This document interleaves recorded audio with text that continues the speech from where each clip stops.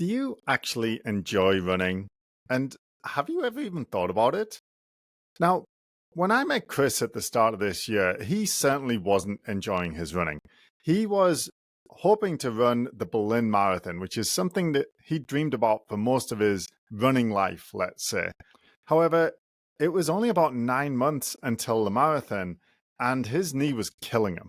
Now, he'd been working with a coach and they'd been focusing on this really high volume training at low intensity, which had been working really well in terms of his performance. He was seeing regular improvements in his marathon times and he was regularly running under 3 hours for the marathon. So he was really happy with how that training was going. The only problem was towards the back end of last year, the knee pain started. Now, as much as he'd been seeing improvements year on year, he really knew the clock was ticking. He was pushing 40 now, and he knew that his opportunity to set his lifetime best performance in the marathon was kind of the clock was ticking. And this really sucked for Chris because whether or not you put in a lifetime best performance in something like the marathon, which is such a long endeavor, you're talking about, 6 to 12 months of training, it really should come down to your talent, your skill, and your effort, and really not knee pain. So when I met Chris on his free call back in January, we talked through all of this, and I could certainly relate to the feeling that he might miss his opportunity. Because for me, I did my best 5K performance, 5, 6 years ago, and that was in 20 minutes and 19 seconds. And now I'm 39 and I'm not that close to 2019 in terms of ability now. And I kind of feel like my time might have passed where I had that opportunity to go sub 20. Now, Chris was really pleased with the results of his high volume, low intensity training. Obviously, he'd been putting in good performances in the marathon, beating his PRs, and getting under 3 hours regularly. And so when we were chatting, he asked if we could continue to focus on that high volume, low intensity style of training. And so at that point, I asked Chris, what is the biggest barrier between you and getting a sub 3 marathon in Berlin in 9 months? And he said straight away, it's the knee pain. And I said, well, that's what we need to fix first because that is the current limiter. So we decided we'd work together for about 3 months to try and address this knee pain, get him back in a position where he can hit it with a bunch of volume, and then he can go back and work with his coach on the training method that had been working well. And so the plan that I drew up for Chris involved 3 parts, really. The first part was to drop the volume. The second part was to increase the intensity. And then the third part was to increase the intensity of his strength training. Now, Chris had already dropped the running volume quite low just because he had to because his knee hurt so much. So we started to focus on, rather than looking at his weekly volume of running, we looked at the intensity and started focusing on those workouts like hill sprints and sprint intervals to try and make sure that we were hitting them regularly, but at the same time monitoring the symptoms to make sure that they weren't increasing or flaring up at all. And then for the strength training, we had Chris hit the gym really hard 3 days a week. And we really focused on those quad dominant movements. So leg press, squats, what I call the quad curl or seated knee extension, lunges, step ups, really heavy, lots of intensity. And the nice thing about tendons, and this was the case with Chris, is that a lot of the time they don't mind that much if you go really heavy on the load, as long as you're moving slowly and being careful with things like jumping and running, and especially things like sprinting or running downhill. 3 months later, Chris had no knee pain and he was enjoying his higher intensity training so much that he decided to keep working with us to help him prepare for Berlin in the fall. In May, he ran the Calgary half marathon in 1 hour 29 minutes, and then he managed to run another half marathon 6 weeks later in 1 hour 26 minutes. So obviously he was super pleased with that.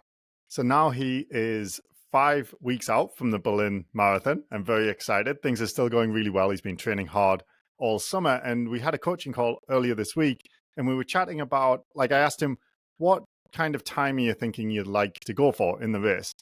And he said that although his half marathon performances gone really well, he was training hard and his knee was feeling good, he felt like going under 3 hours might be a bit of a stretch for him.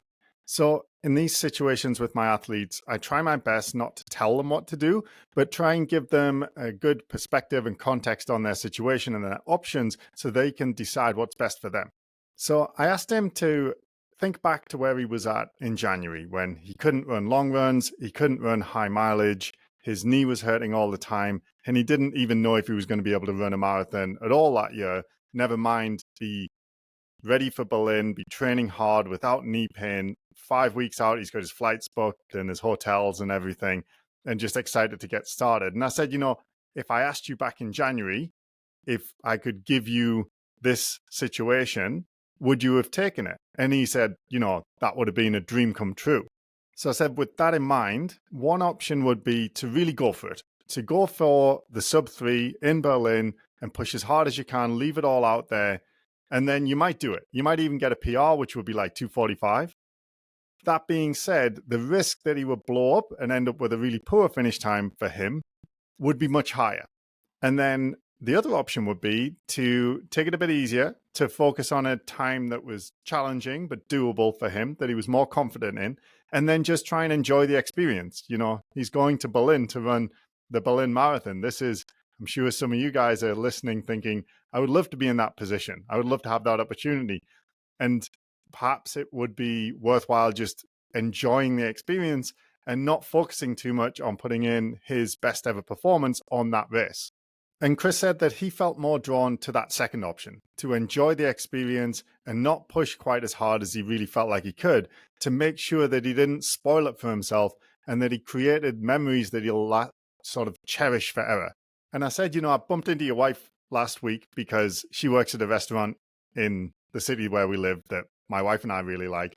And she mentioned that he's just been really happy and seeming like he's really enjoying his training at the minute.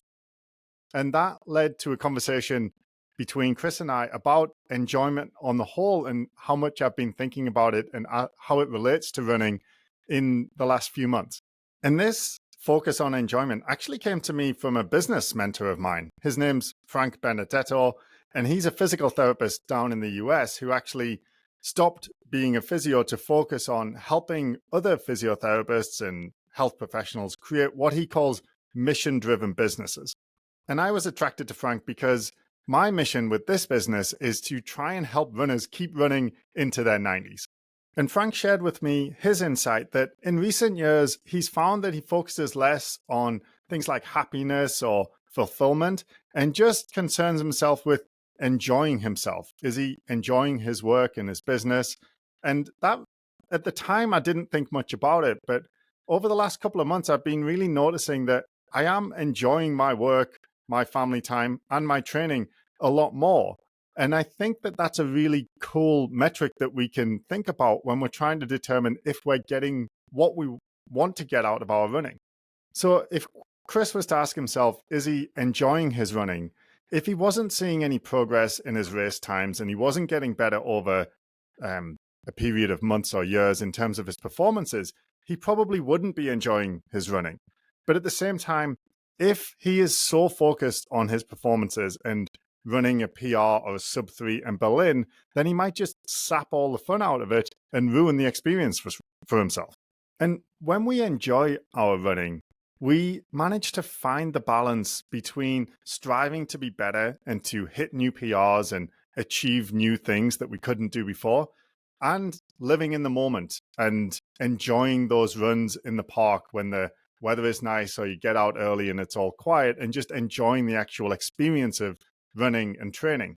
Most runners that I know are very type A. We tend to focus on our goals. We almost kind of live in the future. And sometimes we forget to pay attention to the present. And we don't just do this in our running. We do it in our work. We do it in our family. We do it with our health.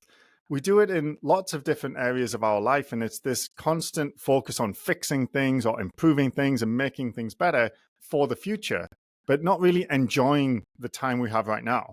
And it feels like sometimes we're so focused on the destination and how to get there that we forget to enjoy the journey. When I met Chris, he certainly wasn't enjoying his running. He was frustrated with his knee pain and he was worried that he was going to miss out on his chance to run Berlin. Now he's training hard and he's excited about Berlin. And most importantly, he's enjoying his running. If you're not enjoying your running, we might be able to help. We really focus on that when we work with our clients, and it's something that I ask my clients all the time. So if you're interested in getting some help to find the enjoyment in your running again for whatever reason that you feel like you've lost it, just click the link in the description to book a free call and we'll have a chat and see if we can help.